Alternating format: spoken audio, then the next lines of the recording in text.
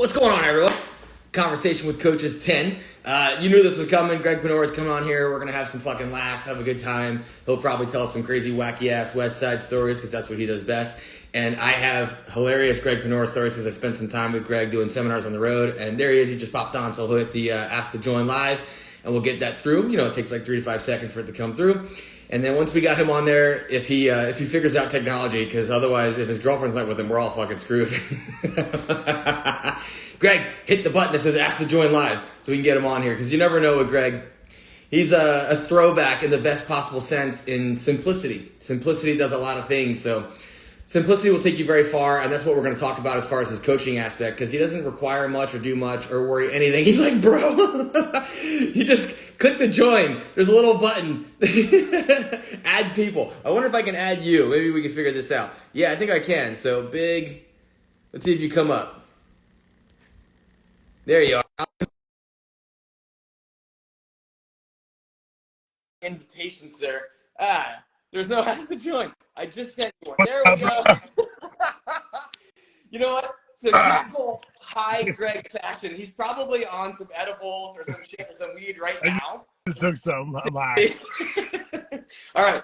Before we get to Two Degenerates, One Podcast, let's go over my favorite Greg story. I think it was Granite Barbell in New York. We did the seminar one day, and then we're going to go out to dinner. And Greg's like, hang on, I'm going to come to you guys so we can all drive in one car. And so I'm on the bottom floor, and I'm like, all right, no problem. I'm in room blah, blah, blah. I was like 401 or whatever the hell it was. And Greg's like, all right, I'll be there in 2 minutes. 2 minutes go by. 3 minutes go by. 4 minutes go by. And Greg's like, the elevator won't work. And I'm like, dude, what do you mean? He's like, well, I keep hitting 1, and it's not going anywhere. I'm like, Greg, you're also on the first floor. He was too high to realize the elevator doesn't go any lower than 1. Every day, bro, something like that happens. Don't smoke weed, kid. So this is how much fun we had at our seminars on the road. So hopefully when the world comes back to normal, we don't have like $900 travel costs. We can hook up and do a seminar. They are fun. Let's go.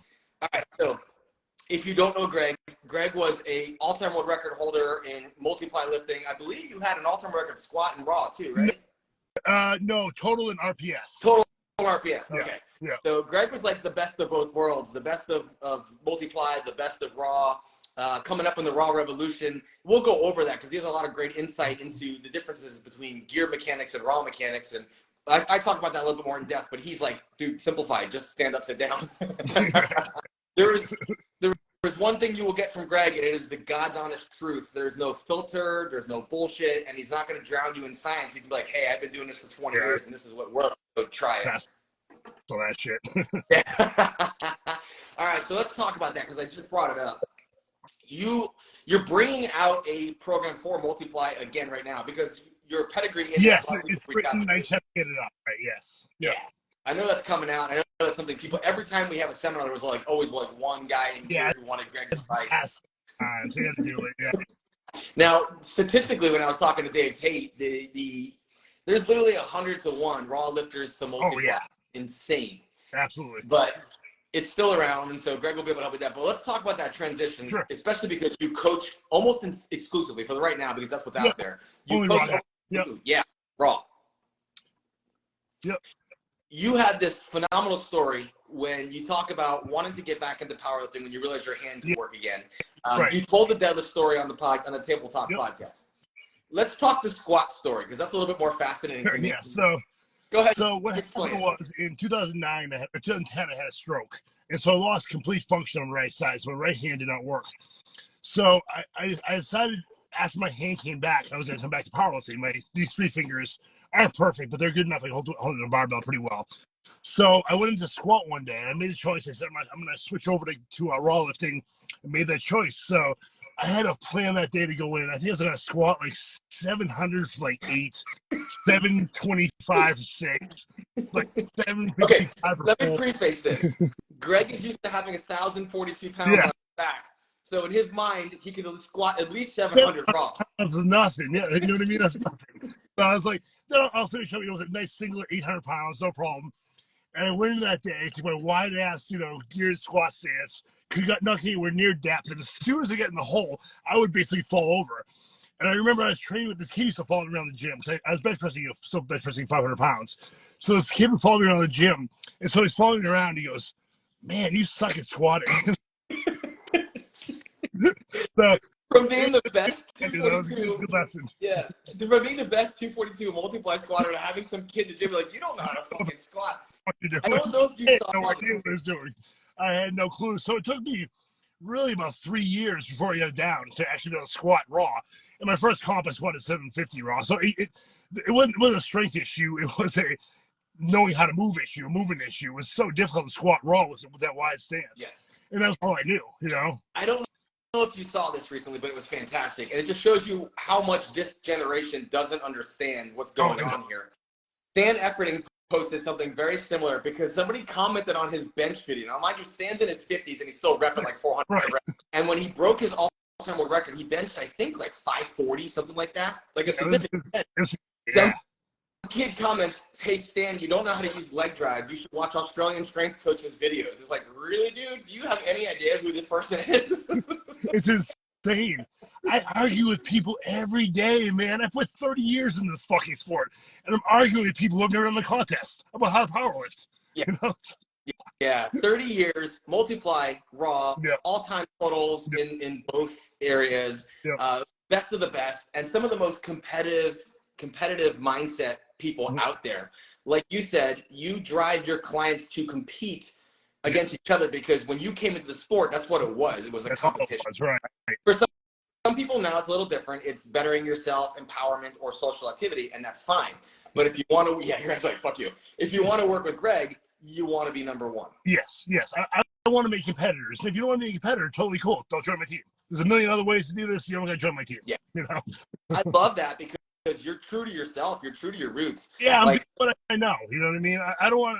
I don't feel like I really want to learn anything new. I mean, I do, but like as far as how to compete, I'm never going to be a better competitor than I am now. So I'm just going to push what I know and what I've done. You know, it worked, and it worked really well. Yeah. So this is the best thing you just said. Is I'm true to myself. Yes. Like this is what you want. You're weak. Right. If they're not on the same path, you're not going to adapt your style or yourself to fit them. No. Because a lot of people are like, this is the best coach. This is the best. Right. Greg just told you what the best is. Yep. Doing what you want and making sure you have diehard motherfuckers on your back to do it too. I made a team that I wanted to make. You know what I mean? It's a bunch of fucking idiots. The jokes and the shit is nonstop all day long. You know, and when I think back to West Side, like that was my favorite part of West Side. It wasn't the training. The training was cool. You know, we'd all be in there fooling around. It was a blast. You know, we'd meet for dinner, we'd joke around, we had a great time. And so for me, that was almost more important than the actual competitive part of it was the fun part of it, the community. You know? Yeah. Astro Zombie, I got audio, so you should have audio too. I can hear Greg. You should hear Greg. Maybe you just have to hit the sound button or turn your volume up. You're not the only one who's high on this podcast. Hopefully not. All right, so true throwback, which I love, because that's the time in the era I came into sport was to get big, eat big, to get strong, grow. Like I remember Brandon Lilly when he came out with his cube method, his book didn't talk about making a weight class. It didn't talk about cutting weight. He was like, motherfucker, you eat, you get strong, you grow. It's that from the same place.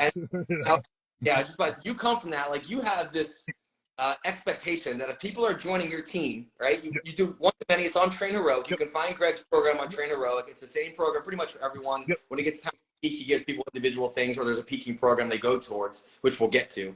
But you're like, I want you to grow. I want you to eat. I want you to compete, and I want you to live and breathe this. I don't want this to be. And Trevor, to add this too, I also want you to love your body. You know what I mean? I want you to look in the mirror and love your body. I think there's a huge part of this is the fact that you and I are so good because we love the way we look, you know? It helps a lot. Or hate your body, one of the two. You can love it or you can hate it, one of the two. One of those two will make you good. Okay, I'm going to also preface this that a lot of Greg's sarcasm and wit is not intentional. Like, he will make fun of a guy for weighing less than 200 pounds, and I'll send Greg a picture and be like, I'm 199.8. He'd be like, you pussy, but he doesn't mean it. But no, I do believe, though, if you're in the sport of powerlifting, you should be competing. You know, I think it's the only way to track your results is by doing competitions. So, yeah, you know, that's really, that's really the other thing I believe. If you don't want to, there's nothing I can do about it. So whatever, but, you know. I gave a seminar this weekend, and there was a woman there who's a high-level jiu-jitsu competitor. And she's like, well, when should I do my first powerlifting meet? I'm like, tomorrow. Yes, right. No hesitation. There is no waiting. Go in there with expectations that you're going to have a good time, that you're going to suck at it immediately, and then you get better going. So I agree 100%. There's a lot of parallels. No one's going to remember you were there. No one's going to care. You know, I've seen people pee their pants. I've seen people poop their pants. I've seen people throw up. I've seen blood come out of every orifice in people's body. Nobody really cared. You know, you're not going to do anything where people care. It goes viral, but not in a bad way. Like, you can make it yourself by doing stupid things like that. Like the girl Brianna Ray Otto, who threw up all over Danny, the judge of Rome. That was viral for years. Yes. You know who took that video? Who was it? Jordan Wong. No kidding. Yeah. Of course it was.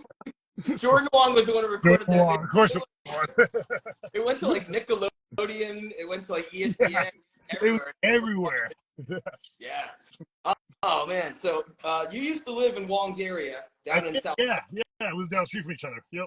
And when Greg wanted to do seminars together, that was like his whole intention, was to get the summer warm. But unbeknownst to us, everywhere where it was winter, nowhere warm.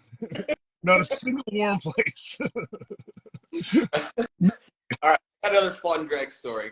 The gym owner is still pissed at us, but we did a seminar in Michigan, and it was called CoC's Ironworks Gym. And Greg is texting me at like 1 a.m, bro, every time I keep driving, it says I'm further and further away from Michigan. And I was like, I didn't see it till 6 a.m. Then there's like a message at 4 a.m. He's like, bro, I'm being detained at the border. I'm like, the border? So Greg put in iMaps CoC's Ironworks, and the first thing that did come up legitimately was CoC's Ironworks in Canada. No, there's no quite what happened though. Let me explain. So the only way I could make it over, I didn't realize it was like a 29-hour drive. Right. So I obviously looked at it and figured the trip all out. So what I didn't realize though was that if you didn't go through Canada, it was gonna add like another 10 hours to the drive. So we get to Canada, and I was like, "Fuck!" I had a ton of weed in the car, and I was like, "Well," so I was like, I called them up, and I said, "Listen, I don't have my what's it called?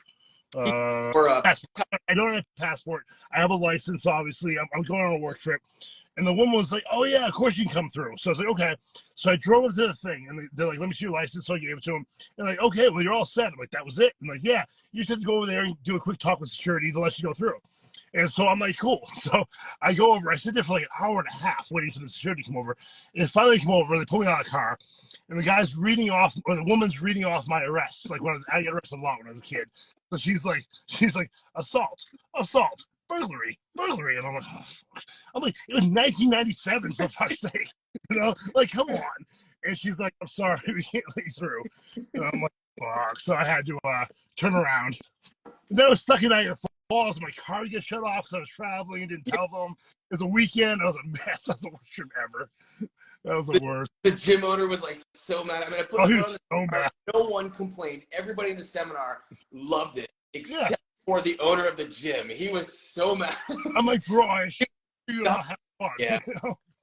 He didn't share anything from the seminar. He didn't post about the seminar. He like unfollowed me from Instagram. Like, it was my fault too. Fuck. Like, sorry, man. Shit happens sometimes. Yeah. I mean, life happens, man. But you know, tons of fun. All right, let's talk about transitioning from. I know you were heavily influenced by both Brandon Lilly and by Sweet. You came up in Raw basically under their wing. Like, you went Q first. You made a ton of progress in your Raw strength. You learned that Raw had a lot more volume involved in it, a lot more specificity. And you were brought up by Swede, which kind of refined things and taught you kind of how to peak a little bit better. The Cube method did. So let's talk about that. So you take what you learned from Brandon and Cube, which down the conjugate system, but more specificity. Then you would enhance what you learned from there from Swede, which using rep max to get projected testing. And I particularly like to use Swede's peaking plan for like the week before the meet. How did you adapt between the two of them to your coaching style now? Well, I mean, it wasn't. So what I did was I liked the way that Brandon Lilly had did the Cube method with the 3 days like that. So I did that sort of thing. But I added a lot of my own stuff too, apps or something I created, which is as few sets as possible. So what I'll do is I'll give like 85%, and I'll say do a 3x1 and then 10 in as few sets as possible. And I've never seen results come from anything as well as that does. It's created some incredible lifters on my team. So what I have the team also do is try to compete on these movements. So say this guy gets 6 on his ab snap, the other guy gets 7, the other guy wins. Right. And honestly, we don't. I intended it to be people, people competing each other in closest strengths, but everybody seems to want to do it, so everyone's competing with everybody. And I didn't even know that until I saw a girl calling out one of the guys on the team. Like, wait, what's going on here? And she's like, we're competing against each other. I was like, really? Okay. Yeah, I like that about it, but it was not what I intended, but it worked, so whatever. Was going after him and competing. What's up? She went after him, Yeah. which is awesome because there's so many things like this is a bro sport. The guys are gonna do. There is no more cutthroat and competitive than the females in this sport. No, there's not. No, you can watch Women's Day, and there's so much more intensity. Like the guys put on, they fucking slap their face. Right. Women are there to win. You've seen Stacy shove the ammonia bottle up her nose and inhale till tears come out of her eyes. You don't know what competitive is. No, she's ready to compete. Yes. She's an. Yes. Yeah. It's not the mindset of can I lift this for her. It's like how fast am I going to move? Right. Exactly. I love that. Insane. She's the competitor of all time. Yes. Absolutely. That she shows up on game day like no other. Yeah. 100%. All right. So go back to one thing you said. The first thing you said about you give them a reps at certain percentages and as few as possible. Get it done in as few, get 10 reps done, whatever it is. Get that done in as few as possible. So 10 reps done at like percentages. 10 reps done at. You say like 85%. I'm just making this up, but like 85%, 10 reps, and I'll always have them do 3 singles first as kind of a primer for the big set. This funny singles too. There is science to that. If you actually look at like Dan John and Pavel Satsalin's book, Easy Strength, it was the same format, but it was like it was 10 reps total per exercise, 2 to 5 exercises total per workout, and you change the structure of them. So one day you might come in there and walk out 1 by 10, and the next 2 by 5, and the other day it might be like 3, 3, 3, and then 1. However you needed to get your 10 reps at a given percentage, you broke it up you needed to. You've taken that aspect, which I really love, because then you're giving them a total volume target. They can do it however they. Exactly, and what that does, Trevor, what that does is pretty amazing. And I know it goes against Prep and Sharp, but people will try to get it done in one set, and a lot of them will do it. Like I had JoJo squat like 7, I don't know what it was, 705 for 10, 710 for 10, something like that. It was incredible, And I've seen that like when I had Patrick on the team too. I mean, he squat 800 pounds for 10. It was insane. You see it happen over and over again. Because I tell them all, it's not a dare. I'm not daring you to get this done in one set, but the brain is going to make it into a dare. The brain is going to force you to do it. And you start doing that over and over again, you get really fucking strong.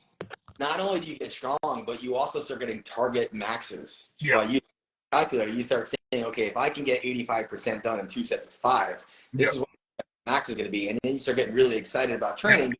Exactly. Bro. And that's the whole trick to this. That's the whole trick as a coach, is get people excited about training. Yeah. About getting costs and win, put up big numbers. Somebody who only sees that, that's a really rudimentary system, but there's a lot more psychology behind that, because they're competing against each other and they're competing against themselves, and getting enthralled by the process of like, well, look what I projected. I can't wait to hit it. Exactly. That's fucking awesome. Yes. All right. Bench. Bench is your bay. We all know this. Bench. It's a bench, yeah. Bench was an easy transfer from gear to raw. I bench the same. I bench like him in a shirt raw. Louis was always like, I don't know how you do it. He's like, I've never seen somebody able to do that, but whatever, I have at it. So my technique from shirt to bench to raw bench is the same. I still lift my head up and all that shit, which you shouldn't do, but whatever. For some people, mobility-wise and restriction-wise, it does take that pressure away from shoulders. Yeah, that's not why I do. I do it because the shirt thing, I don't need to do it. It's just, I spent a few months a while back trying to change it, and I was like, who cares? Now, you say you bench raw even in gear. You're implying that you bench back towards your face as opposed to loop. That same way, yep. And that's my thing about gear. And I know I'm not really doing gear show here, but when you wear gear, my suggestion is to try to move in the most natural way possible. I hear this thing about fighting my gear. No, don't fight your gear. It should be natural. Make it part of your body. Learn how to use it. Jimmy Cole does a lot of that with the way he does. Like, the gear is going to force him into a position. So he does a lot of like his board work and accessory work in that same position to strengthen. That's brilliant. Right. That's why he's doing like 1,300 and change in a single fight. And you got who are like wearing banded bench shirts and trying to hit 700 or 800. Like, Jimmy doing it for everybody. All right, so aspects. What's your favorite coaching aspect that you get to work with these guys? Is it seeing the competitiveness and kind of living by?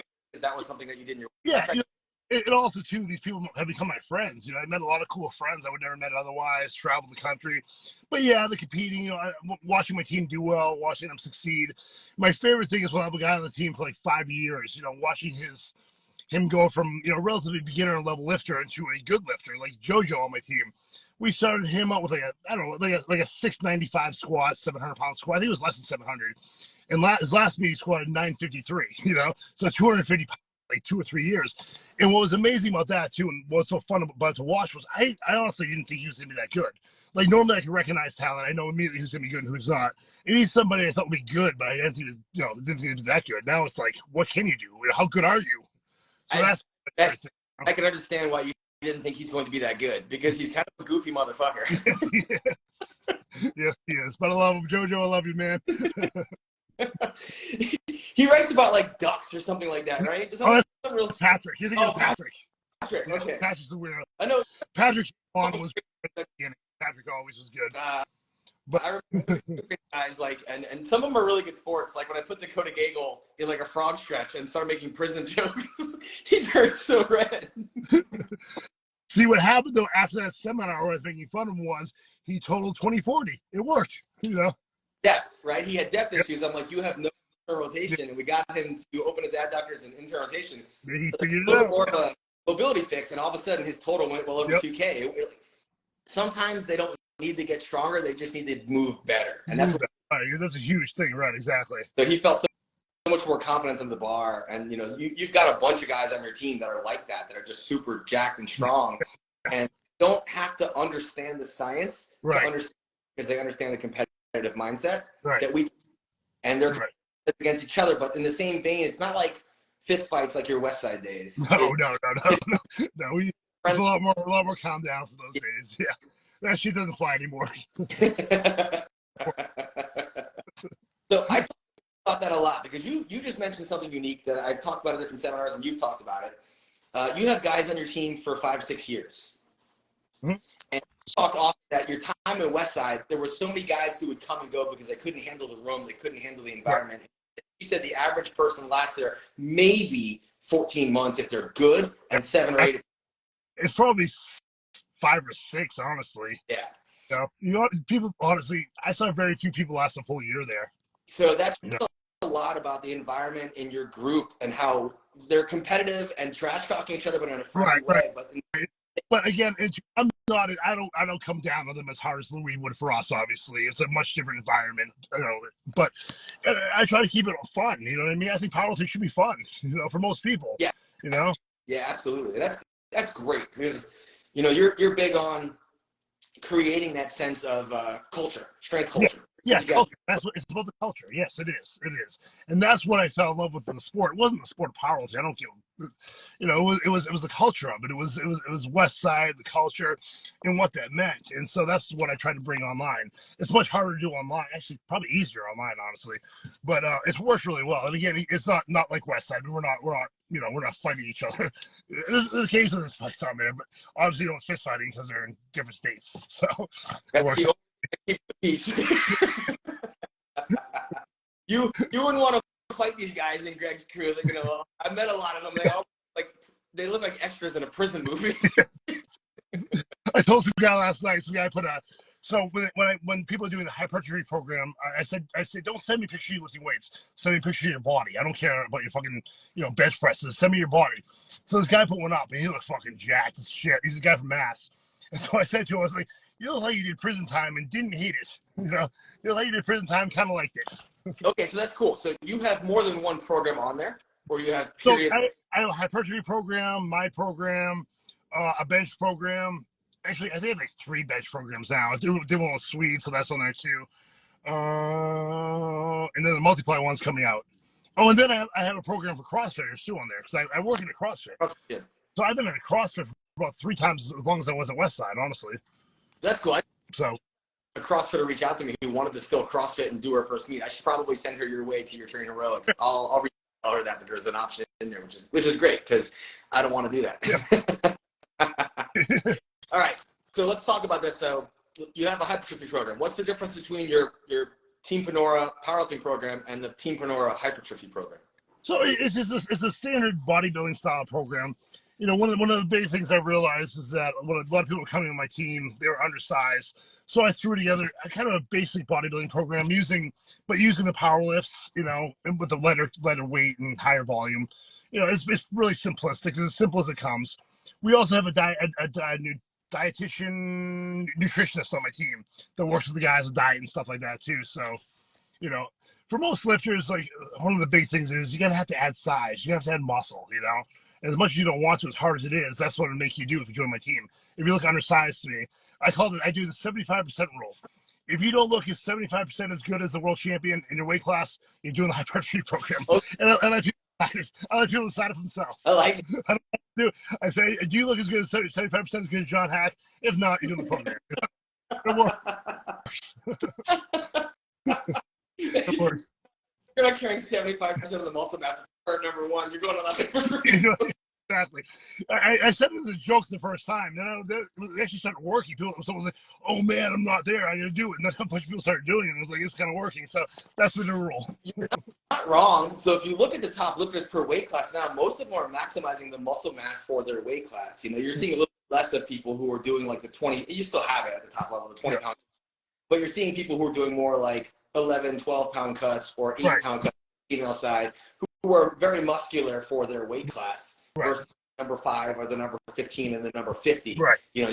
And the definition of a lifter for most lifters, like John Hack has maximized his 198 time and it's getting harder and harder for him to make the cut. So he's starting to talk about going up to 220, which means he'll put more size on and so forth. So you're 100% right on that. Like if you don't look 75% like the lifter in your weight class, you either need to put size on or learn how to eat. Yes, right. I mean, if you look at world champions for the last 30 years, they've all looked the same. You know what I mean? The guys in 1982 look the same as the guys do now. They're all fucking jacked, Yeah, before the gear really maximized, even single ply, these guys were. Oh, yeah. Kurt Kowarski was fucking yoked. Passanella, I mean, those guys were like bodybuilders. Yeah.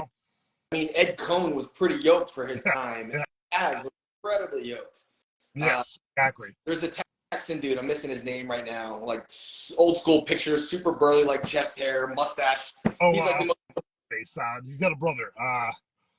What's his name? The name is drawing a blank, but his arms and arms are so thick.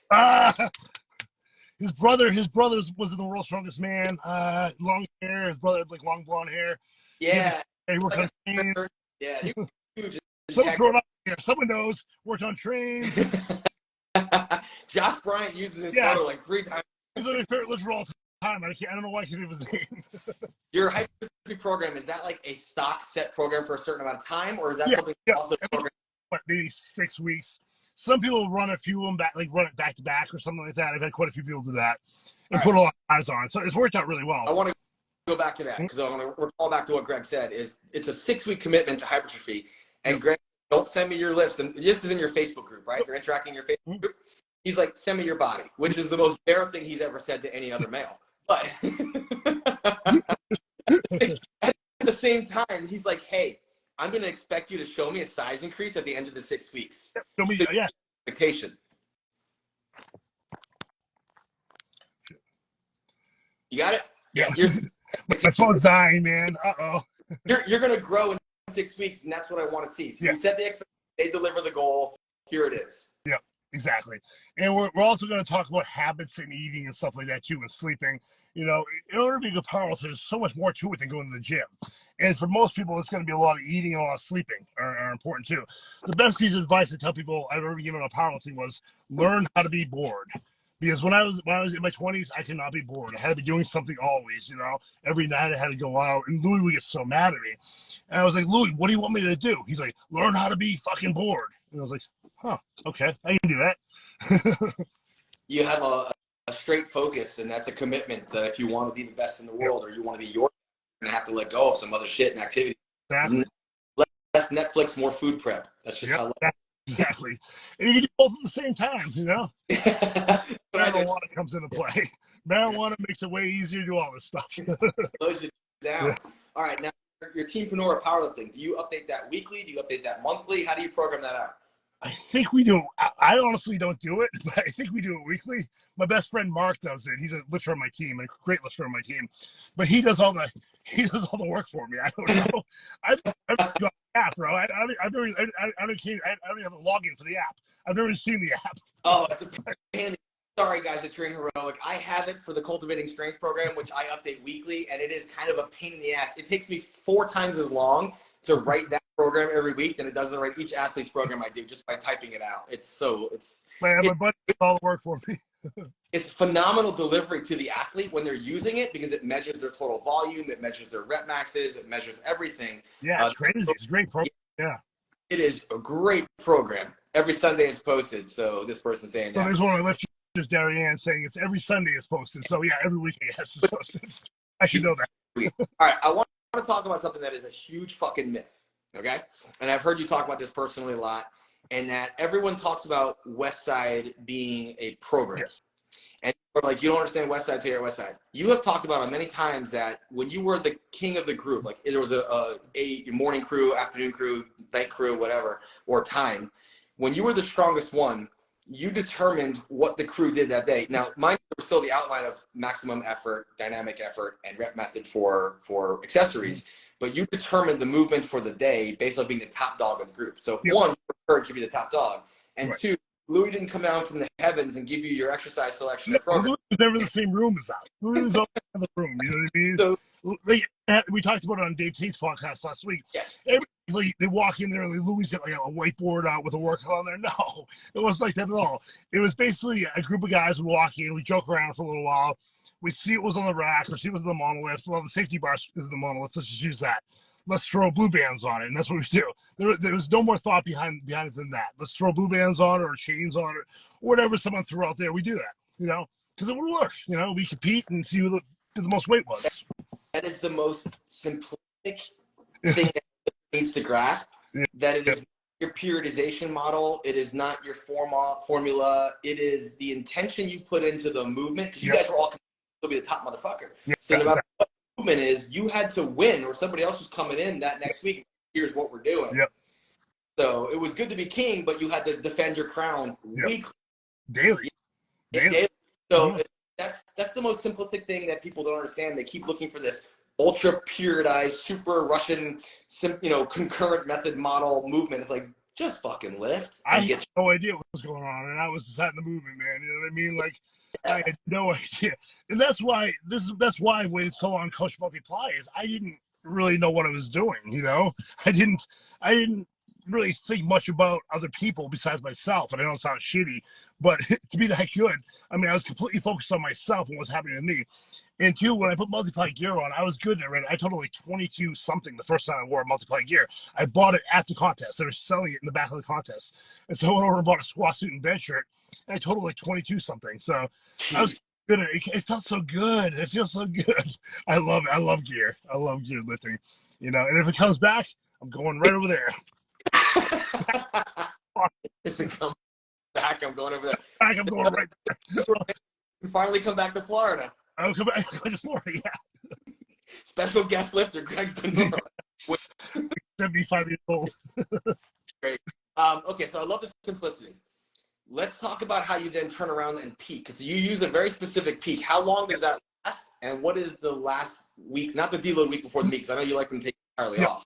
What's that second week look like? So how long is the peak, and what's the second week look like? So I think, there's really 3 weeks that are important in the peak, and how that's going to, I think it's 5 weeks total, but 3 of the weeks are important. So what that's going to be is 90% one by one. The next week after that's going to be 100% one by one. And what we're looking for in the 100% is a small new PR. And what we're going to do is apply that to a mathematical formula that's going to tell you what you're going to do with the meet. It's pretty accurate. What I tell lifters too is don't go 100% by it. If you're not feeling it, don't bother with it or whatever. I also tell lifters if they're not feeling the lift, just take the lift off. You know what I mean? I see too many lifters, like I have guys on my team, they'll bench like 355 on their second and they go for like 360 on their third. Like, what are you doing? No, just move on. Just move on. Like plaster and the whole meet's over. So, that if you're not feeling the lift, just move on. It doesn't matter. You're not being a pussy. Just move on. So what we do, is 90%, 100% looking for new maxes, which we'll plug in the formula for your numbers. Then we go back to 90% and we do 100%. So those are the 3 hard weeks in the peak. Then we go like 80% and maybe 70% or something like that. So it's 90, 100, yep. 90, basically, yep. and yep. meat. Yep. Okay, so you've talked about this. That's all done the week prior to the meet, not the week of the meet. So the week 3 before. weeks. So you start this like 5 weeks out. So you go into the week of the week before the meet, you're taking off totally. That's why you're resting. Yeah. Complete rest. Nothing nope. for you. Nothing. Nope. Not even like. Well, so let me addend to that. So what I'm gonna have you do 6 days out. I forgot about this. 6 days out, I'm gonna have you do a speed day. So I'm gonna have you do a speed squat, a speed bench, and a speed deadlift day. It's gonna be a couple sets. It's gonna be real simple. But the science, or some of the science, says that we should be working out. We shouldn't take more than a week off because our brain neurologically starts to forget how to do movements. We're not going to forget how, but it'll be a little worse than it would be normally. So 6 days out, we do that just to follow the science. I actually never did that when I was competing, but yeah, I like to do similar week of where it's just like 60% single squat and bench, and then a 50% single deadlift just for motion. Yeah, like that, right? Yep. I mean, you don't have to fucking deadlift heavy, and that's the one that's gonna drive the. Right. Yes, absolutely. So you just get 50% to just practice your pattern, and the last thing your body remembers going into a meet is that you moved well and moved fast. Yep. That's what the dynamic work should be for, is to remind you to move well, move fast, and it shouldn't tax you. That's the big issue that a lot of raw lifters have when they're trying to implement conjugate, is they somehow turn their dynamic effort days into max effort days. Yeah, it's way too heavy, yes. Or they just use so much band tension. It's like they are like 60% bar weight and like 60% more band tension. Yeah. That's basically how we did it too. Our speed days were turning into other max effort days, I like to go heavy. They let my dumb ass make the workout. So I was like, 700 pounds of band tension, Anyone else but me. I love that when someone sends you that or they post it online. I just laugh my ass off because in multiplayer, I get it. You're going to come over the inertia of the dude. But when it comes to the raw, and they're like 300 at the bottom, 700 at the top, I'm like, what was the point of that? What was the point? What are you doing? You're not going to get 700 off the floor now just because you got 700 at the top. Right. Yeah, it doesn't make a lot of sense. A lot of stuff that's done in geared lifting is being applied to raw stuff. It makes no sense. It's funny to watch. You see that somebody watches like old school, the West Side, not the West Side. That's a great documentary, but they're watching old West Side videos and like circa max effort stuff and not realizing that was peak work. Circa max work and a lot of band tension. People are putting that in like their off-season work, and it's like 50-50 load, 50-50 band tension. I'm like, what is You're gonna die. Yes. You don't need to do that. Yeah. We did stuff like that sometimes too. That was just crazy for no reason. So it was competing in the gym, and it was maximum effort, I'm sure. Yeah, it's a little silly for raw. Yeah. Okay, let's talk about that now. You have, at any given moment, if I'm not mistaken, on Trainer Rogue, you might update me. I know you have like over 1,000 people in your group, but at any moment.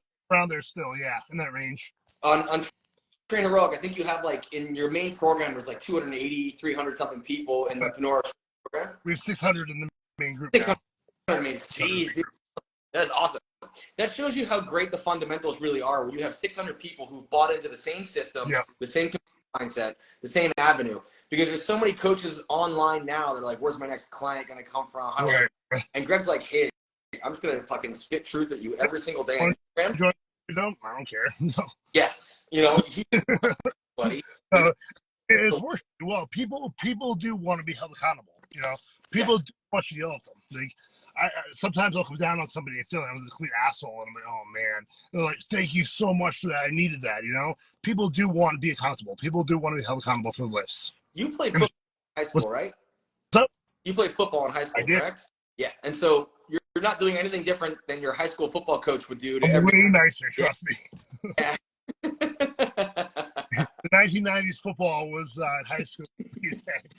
Coach, my coach. That's the culture you basically created. Was like, Friday Night Lights, but instead of Friday Night, you have it in, your Panora strength group is like everyone have a like mindset. Everyone's gonna want this. And your Instagram posts are no bullshit. It's not here's how to do a bench press, here's how to do a squat, here's a mobility exercise. It's here's how you get big and strong, and here's how you suck, and here's how you don't suck, and here's what I know. You know what I mean? That's what I know how to do. That's what I understand and know how to do. I'm not trying to do stuff I don't know how to do or don't care about. So I hired a guy to do nutrition. I hired a guy to do mobility because I don't do that shit. I don't know how. I don't want to learn how. I don't care enough about it.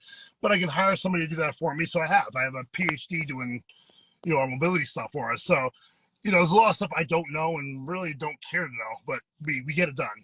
You don't have to if you got 600 people in the group all getting strong. Yes. We have a lot of other people responsible for that too. I mean, there's a lot of people, a lot of coaches on my team. We all help each other out too. I wanted a real team. You know what I mean? I wanted some real shit. I didn't want some some team up there where on the team page is like one comment. Like we had 120 comments on someone's post the other day. I thought that was incredible. For a team page, they have 120 comments, like 85 likes. I was like, holy shit. So we're doing it. We're doing something special. I think it's pretty cool. Very different, very unique, and a lot of people should understand is that you are creating a team. It's remote and it's online, right. And not in the gym, but it's acceptable to everyone. They can do the same things. They can compete with each other the same things. They can encourage or shit talk each other, and they can all hold each other accountable, all within one group. All one group. Yep. Everybody's there. It's as simple as, I know nothing about technology. It's as simple as it can be. It's the simplest thing ever. It works well though. Yeah. That is like phenomenal, and I don't think people understand that. You're not trying to be the coach of coaches. You're not trying to, at the big meet coaches. I know you're there sometimes because you got big guys competing, but like you're here to create a community and a culture and a tribe, basically a tribe of mini Greg guys who are big. Creating the same thing that brought me into the sport. I want to create what made me love powerlifting. So I just did what I know how to do. I can lead. I know that. So that's I'm just doing that, doing what I've done since I've started the sport. I wanted something like West Side, but not quite as intense because I knew that wouldn't fly. So that's what I did. It was simple. That's awesome. What's your favorite? CrossFit too. Because again, I've been CrossFit now for like 12 years. And there's no one better at creating a community than CrossFit. That's what it is. That's why I came here. So before I came here, I went to a powerlifting gym. It was a nice gym, nice powerlifting gym. And I was going to work there. And I was like, there's nothing I can learn here. There's nothing I can apply here. I know I've done all this stuff already. So then I went to a CrossFit and I was like, I know nothing about this. I'm going to do this. So 12 years later, I know a little bit about it. Yeah. No, that's exceptional. What's your favorite? I know you've been at several meets. I see you at GOES at the American Pro, and hopefully I'll see you again this American Pro. What's your favorite coaching moment? I think we lost his Wi-Fi freeze or his phone died. Knowing Greg is probably on 0. So I will buy some time to see if it loads through and does something. If not, I'll just cut it here and post it. So I'll give him like 60 seconds, see if it goes through. You never know with Greg. His phone might be on 0. He's a giant man baby. So let's see what happens. If it drops off, that's all right. I'll cut it here. And I think he's given us a ton of great information as far as how to create your community, how to create your culture.